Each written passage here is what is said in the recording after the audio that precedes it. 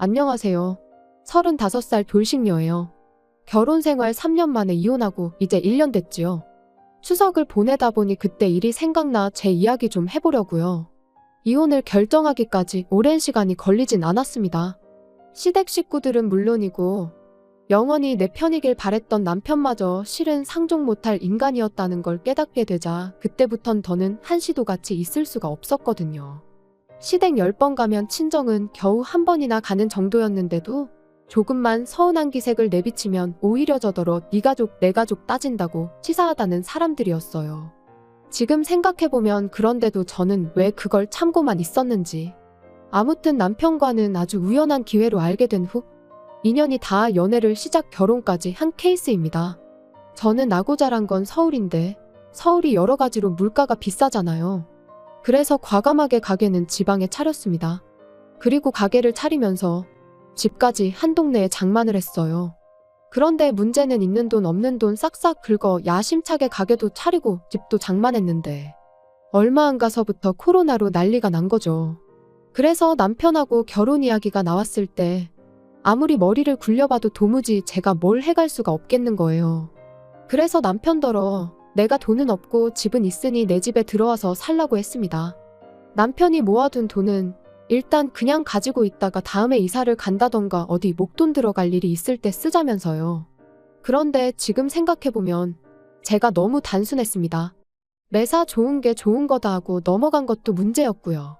특히 시댁이 한 동네에 있다는 걸 그땐 왜 그렇게 개의치 않았는지.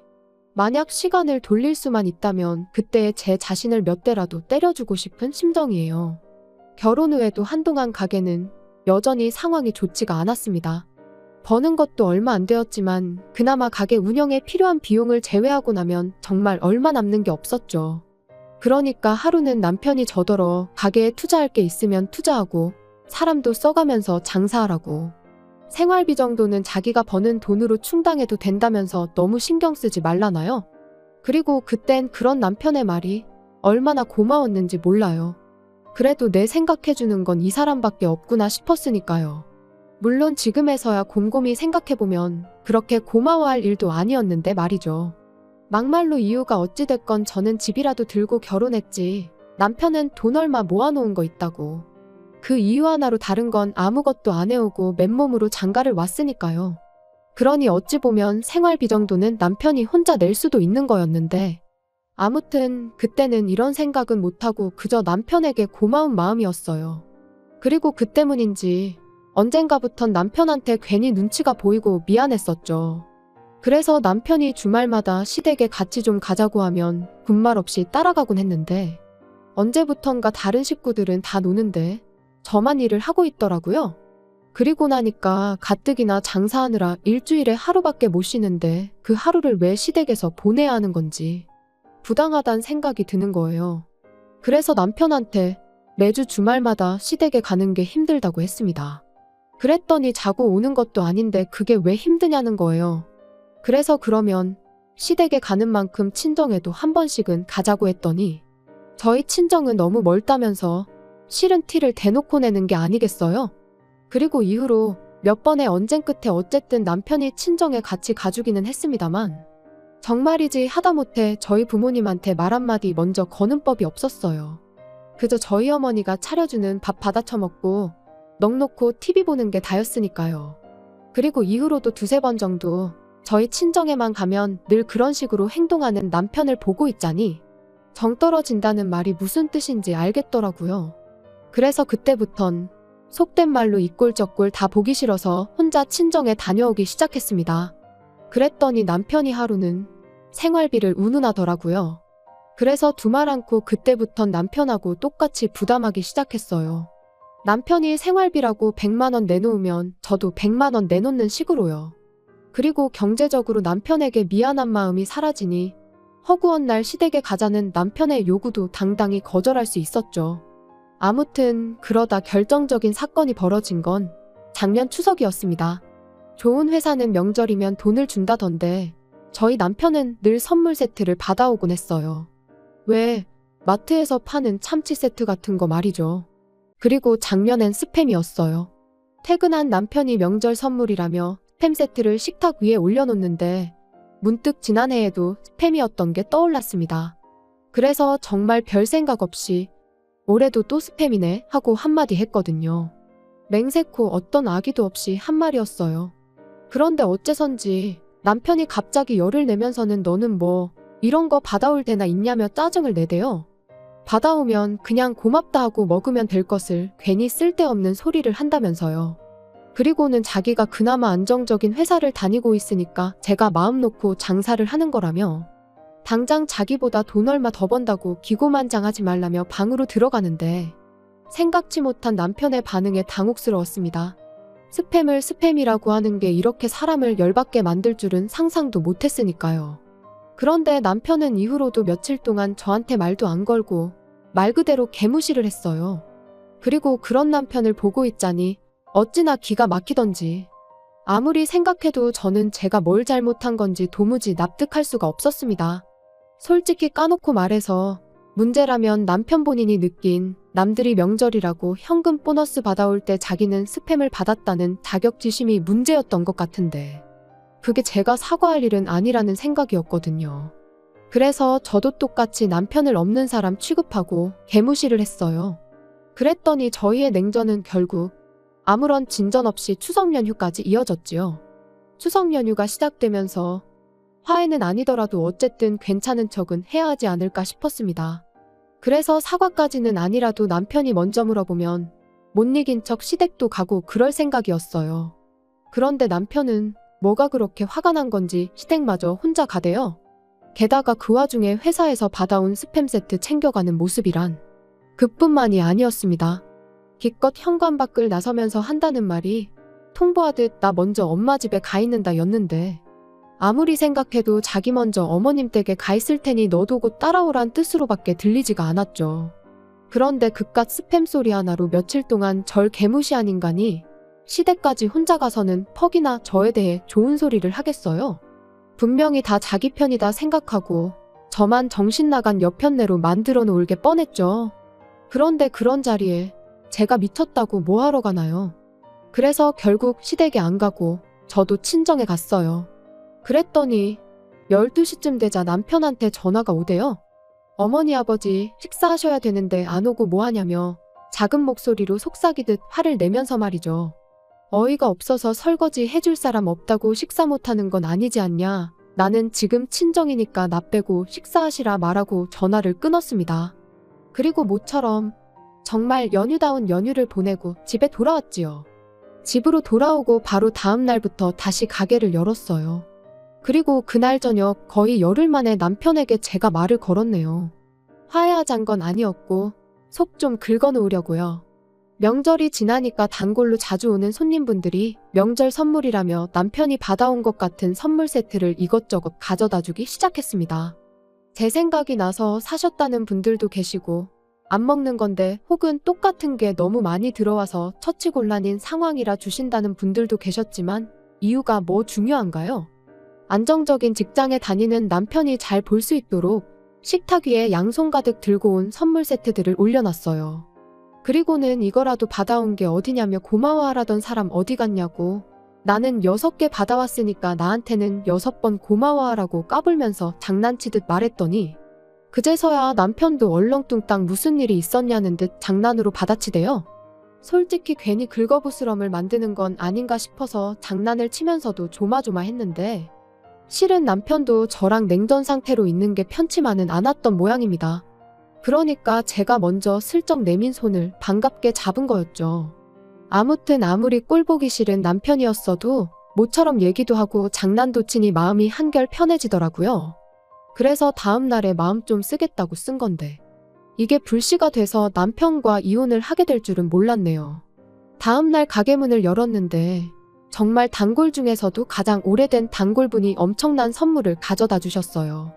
근처에 사시는 분으로 이런저런 이야기를 나누던 중 우연찮게 저희 친정어머니와 고향 친구신 걸 알게 되었고 그 뒤로 정말 매일같이 와주시는 분이지요. 아무튼 그분께서 오랜만에 고향에 갔다가 저랑 저희 어머니 생각이 나서 저희 선물을 사오셨다는 거예요. 그리고 그 선물은 한 세트에 좋게 30만 원은 넘겠다 싶은 고급 한우 세트였습니다. 주시면서 하시는 말씀이 하나는 저희 부부 구워 먹고 하나는 친정 부모님 가져다 드리라고요. 생각지도 못한 선물에 기분이 엄청 좋았습니다. 하지만 한편으론 딱 2개밖에 없으니까 시댁이 신경 쓰이긴 하대요. 가뜩이나 부부싸움 때문에 명절에 찾아뵙지 못한 것도 찝찝한 상황이었으니까요. 그래서 괜한 죄책감을 가져야 할 바엔 친정에 하나 시댁에 하나 이렇게 드리는 게 낫겠다는 결론을 내렸어요. 저희야 아무 때고 사 먹으면 되니까 문제 없겠다 싶었습니다. 고기는 신선한 게 제일이잖아요. 저는 일요일에도 가게 문을 열어야 했다 보니 하루라도 빨리 드려야겠다 싶어서 남편한테 부탁을 좀 했습니다. 지금 바로 출발해서 친정에 하나, 시댁에 하나 드리고 오라고요. 그리고는 원래는 친정어머니 고향 친구분이 사다 주신 거라 우리 집 거랑 친정 거 이렇게 2개인데 우리 몫을 시부모님 드리는 거라고 생색도 한 번 냈지요. 그리고 얼마나 지났을까. 한 차례 손님이 빠져나가고 시계를 보니 지금쯤이면 친정 부모님이 고기를 받아서 드시고도 남았겠다 싶은 시간이었어요. 그래서 친정에 잘 받으셨냐고 전화를 했는데 어째서인지 친정어머니는 뭐 이런 걸 남편까지 부려먹어가며 보내느냐고 싫은 소리를 하시는 거예요. 신선할 때 빨리 구워 드시라고 남편한테 부탁한 거지. 내가 괜히 왜 그랬겠냐니까.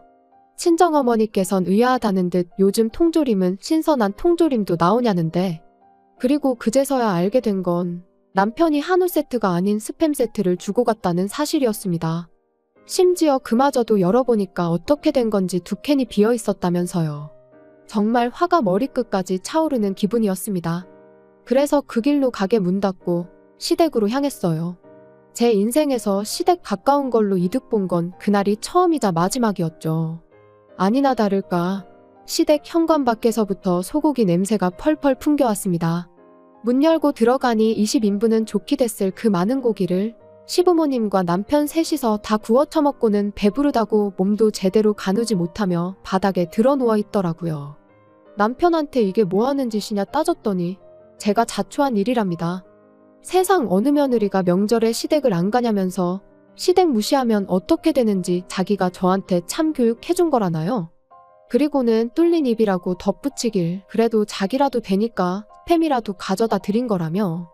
고기도 먹어본 사람이 먹는 거지 장인 장모님이 한우를 언제 드셔보시기라도 했겠냐고. 그건 한우에 대한 예의가 아니라는데 저 인간이 지가 지금 뭔 소리를 하는 건지 알고 짓거리는 건가. 도대체 뭘 잘못 처먹었나 싶었어요. 게다가 자식이 말도 안 되는 개소리를 쏟아내는데 시부모님은 민망해하시긴커녕 뭐가 그렇게 재밌는지 킥킥대면서 같이 웃고 계실 뿐이었지요. 그때 깨달았죠. 내가 인간도 못 되는 사람들하고 가정을 이루고 살고 있었구나 하는 사실을요. 고기 20인분 맛있게 드셨냐고. 이게 내가 아내로서 며느리로서 드리는 마지막 식사라고 생각하시라고만 간단히 말하고 시댁을 나왔습니다. 그랬더니 그제서야 분위기가 심각해진 걸 깨달았는지 남편이 집 밖으로 뛰쳐나와 장난친 건데 왜 그러냐며 절 잡대요.